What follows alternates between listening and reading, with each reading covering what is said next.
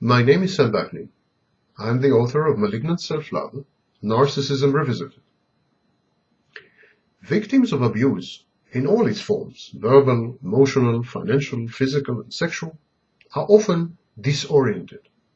They require not only therapy to heal their emotional wounds, but also practical guidance and topical education. At first, the victim is naturally distrustful and even hostile. The therapist or caseworker must establish confidence and rapport painstakingly and patiently. The therapeutic alliance between victim and therapist requires constant reassurance that the environment and treatment modalities chosen are safe and supportive. We call it a holding environment. This is not easy to do, partly because of objective factors, such as the fact that the records and notes of the therapist are not confidential and are accessible to the court and to the other party, the abuser. The offender can force their disclosure in court of law simply by filing a civil lawsuit against the survivor. The first task is to legitimize and validate the victim's fears. This is done by making clear to her that she is not responsible for her abuse and not guilty for what has happened. Victimization is the abuser's fault. It is not a victim choice.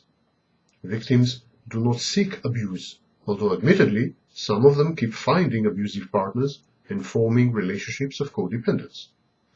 Facing, reconstructing, and reframing the traumatic experiences is a crucial and indispensable first phase on the way to healing and recovery.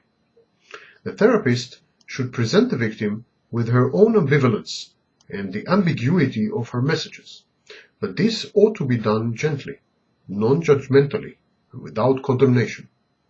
The more willing and able the abuse survivor is to confront the reality of her mistreatment and the offender, the stronger she would feel and the less guilty. Typically, the patient's helplessness decreases together with the self-denial. Her self-esteem, as well as her sense of self-worth, stabilize. The therapist should emphasize the survivor's strengths and demonstrate how these and other assets can save her from a recurrence of the abuse or help her cope with it and with her abuser. Education is an important tool in this process of recovery. The patient should be made aware of the prevalence and nature of violence against women and of stalking, of the emotional and physical effects of abuse, warning signs and red flags, legal redress, coping strategies, and safety precautions. The therapist or social worker should provide the victim with lists of contacts, help organizations, law enforcement agencies, other women in her condition, support groups, domestic violence shelters, and online forums. Knowledge empowers and reduces the victim's sense of isolation and worthlessness. Helping the survivor regain control of her life is the overriding goal of the entire therapeutic process. With this aim in mind, she should be encouraged to re-establish contact with family, friends, colleagues, and the community at large.